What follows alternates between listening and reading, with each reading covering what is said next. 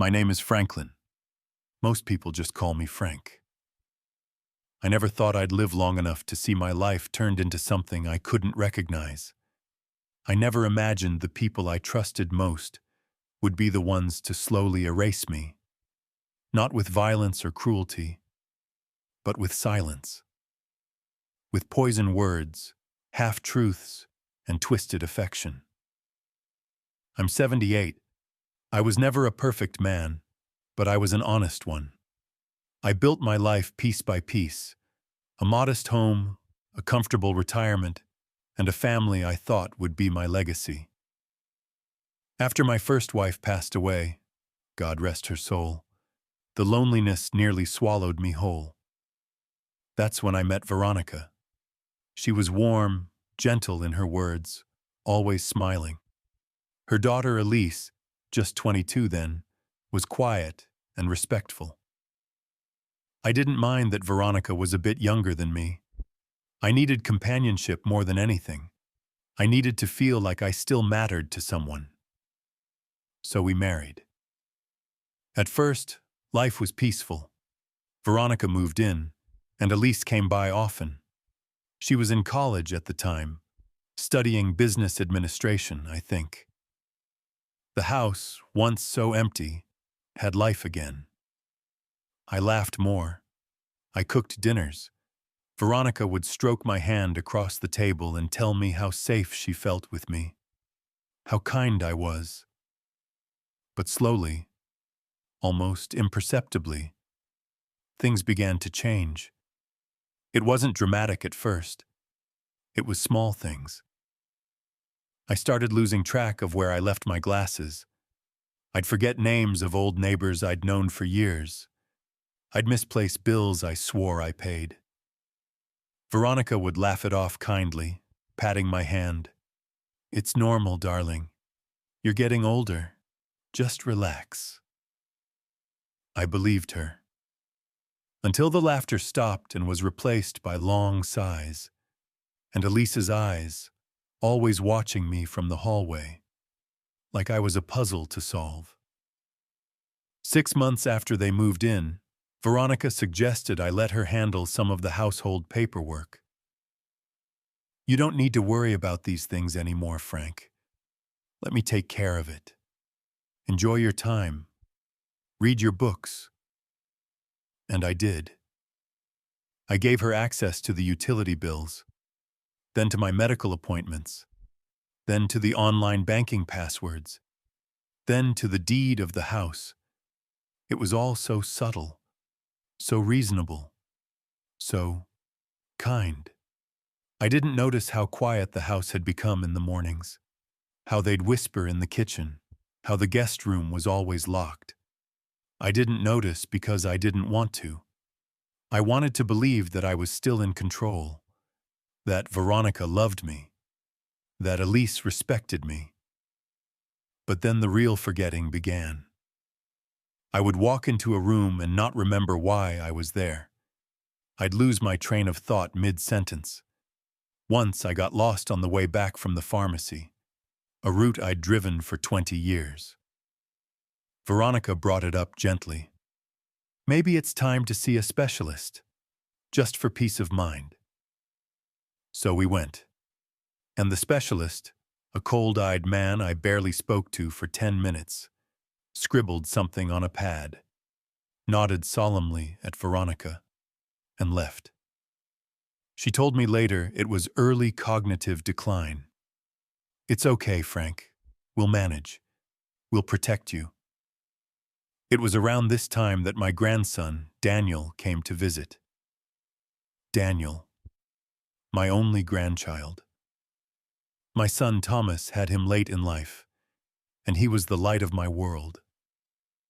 Smart boy, sharp eyes, always asking questions. He hadn't seen me in over a year, and I could tell the moment he walked in that something felt off to him. He stayed for dinner. We had roast chicken, or at least Veronica and Elise did. I was given a different bowl. "This one's better for your digestion, dear," Veronica said. Daniel watched me. He didn't say much, but he asked if we could take a walk the next morning. Just the two of us. And on that walk, he asked questions.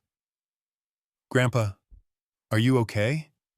You seem different." I smiled, told him I was just tired, told him not to worry. But then he asked something that stuck with me. "Why do they never let you leave the house alone?" I didn't have an answer. After Daniel left, things shifted again. Veronica became colder. Elise snapped at me more often. I was told to stay in bed longer. My favorite books were packed away. My car keys disappeared. I started to wonder if maybe I wasn't imagining things after all. One night I overheard Veronica on the phone. "We just need the final signature, and then it's done." That phrase echoed in my head like a siren. Signature? For what? I waited until late that night, when the house was silent. I crept into the study. The filing cabinet had a new lock. The computer was password protected. It was the first time I truly felt like a prisoner in my own home. That night, I didn't sleep.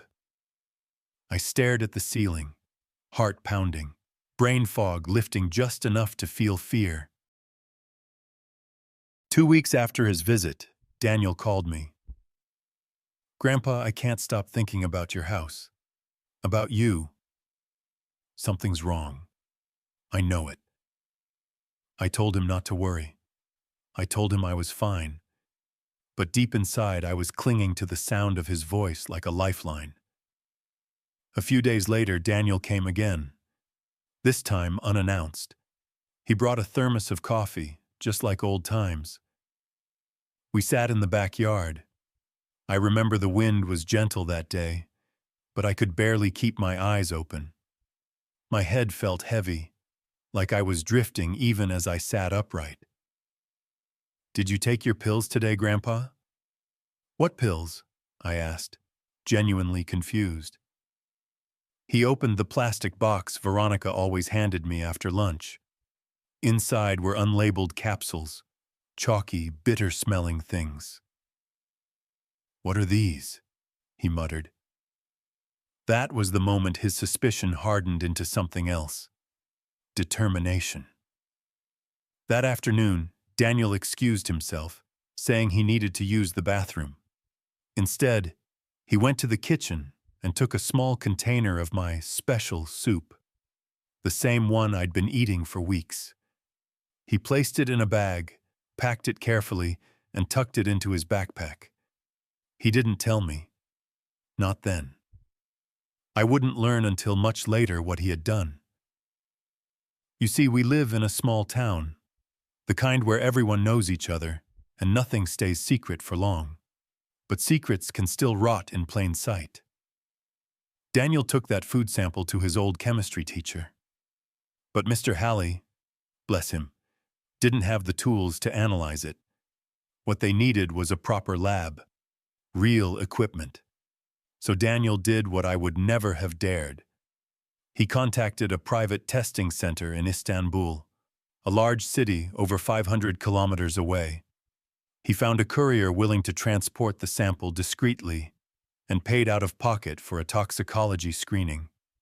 He never told his parents. He never told me. He was acting on instinct and love. Meanwhile, back at home, I was losing more and more of myself. Veronica would hold my hand and speak to me like a child. Elise barely acknowledged me unless she needed something signed. One night, I overheard them arguing behind closed doors. "Elise, the old man's losing grip faster than we planned." "Veronica, he needs to sign the final property transfer this week. I don't want any legal loopholes later." That word again. Sign. I was lucid enough to understand. They were planning something final, irreversible. I started pretending to forget, pretending to doze off at the dinner table, pretending I didn't understand when they spoke in code. But I was listening. I was watching. I just didn't know what to do. 4 days later, Daniel got the lab results from Istanbul. The email confirmed it. The soup contained small traces of sedatives and mild cognitive inhibitors, drugs not typically prescribed, certainly not for daily use. In the dosage I'd been receiving, they would cause drowsiness, memory loss, confusion, and diminished motor skills. He was furious, but he didn't storm in. He planned. Daniel began tracking Veronica and Elise's habits. One morning while they were out shopping, he snuck into their bedroom. There, under a false bottom in a drawer, he found keys. One key was labeled with an address in Bursa, another city hours away, where Veronica had lived before marrying me. Daniel waited for the right moment, a weekend when they'd gone to a wedding, and drove to Bursa. He found the old apartment building, used the key, and entered. What he found stunned him. A metal box, locked but fragile. Inside, my original will, rewritten in pencil, with corrections, and a forged signature. A power of attorney form with Elise's name. A private medical document, falsely diagnosing me with late-stage dementia. The date? Months ago. It had never been signed by a real doctor. Just a fake name and stamp. Daniel photographed everything. Then he drove back. He didn't confront them immediately. He waited until they were ready to strike. A week later, Veronica handed me a document, smiling. "Just a quick signature, darling. It's for hospital admission records. Nothing serious." But I knew better now. As I raised the pen, my hand trembled, not from weakness but from anger. I looked her in the eye. "You sure this is the right paper?" I asked. She nodded. That was when Daniel walked in. Behind him, 2 officers and a lawyer. What followed was a blur. Daniel handed over the lab report. The photographs, the documents. He showed them the medical forgeries, the toxicology report, the mail correspondence Elise had accidentally left open on my computer. Veronica's face drained of all color. Elise collapsed into a chair, shaking. I didn't speak. I didn't need to. The silence in the room said it all. Veronica and Elise were taken in for questioning that same evening. They denied everything at first. "It was for his own good. He's sick. He doesn't know what he's saying." But the evidence Daniel collected spoke louder than their panic. The lab reports, the fake medical forms, the forged will, the property transfer documents with mismatched signatures. Everything was laid bare. I didn't accompany them to the station. I sat at home, Daniel beside me sipping tea in silence. I remember looking at him and saying, "I thought I was losing my mind, but I was just being erased." He didn't speak. He just placed his hand over mine. Firm, reassuring. Thomas, my son, was devastated when he learned the truth. He had trusted Veronica, welcomed her, supported her through everything. He had no reason to suspect she was capable of something so vile. And Elise, he remembered her as the quiet little girl who used to draw pictures in the corner while we all had dinner. He felt guilty, blamed himself. But I told him what I believe with all my heart. None of this is your fault. People like them know how to wear masks. They fooled us both. But we're still here. That's what matters. He hugged me that day like he hadn't done since he was a boy. Legally, it took time, months. But in the end, The forged will and power of attorney were voided. The original documents were restored. Elise and Veronica were charged with fraud, attempted elder abuse, and forgery. The medical practice that had signed the false diagnosis had no record of me ever visiting. The lawyer Daniel had brought in pro bono was a former student of his professor. He had tears in his eyes when he read the case. "It's one of the worst manipulations of the elderly I've seen," he said, "but also one of the best documented." We didn't celebrate. There were no cheers or champagne, just quiet. I went back to reading my books. Daniel helped me rearrange the study. We framed a photo of my late wife and placed it above the fireplace again, where it belonged. I returned to cooking, to walks in the garden. Life became slow, honest, peaceful. But there was something else, a sharp awareness in me now, a knowledge that love, no matter how sweet it seems, must come with trust that is earned, not forced. Daniel didn't stop at just helping me.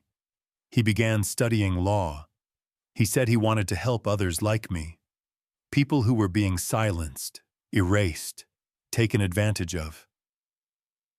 "You don't know how many people go through this, Grandpa, and they never even realize." I do now. He's already helped 2 other families in our town connect with support programs. He volunteers every week. He told me once, "You gave me the values.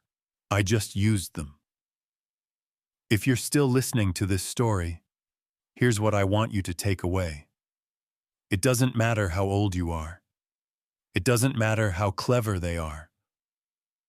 No one, I repeat, no one, has the right to steal your dignity. They can trick you. They can drug you. They can lie to your face for years. But the truth has a heartbeat. And if you give it enough silence, it will scream. For me, it screamed through my grandson, through his stubbornness, his love, and his unwillingness to walk away when things didn't feel right. So to the young ones listening, trust your instincts. And to the elders, don't give up your voice. Don't surrender your mind. Because someone out there still hears you, even if you think you've been forgotten.